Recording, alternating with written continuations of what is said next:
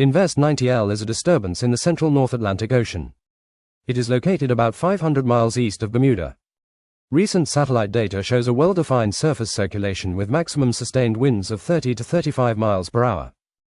There is a high chance, 70%, of it developing into a short-lived tropical depression or storm today. However, by Tuesday, it is expected to encounter less favorable environmental conditions, limiting further development. Regardless of development, Invest 90L is forecast to move northeastward over the open central Atlantic at 5 to 10 miles per hour, posing no threat to land. Don't forget to like and subscribe to stay up to date with tropical news.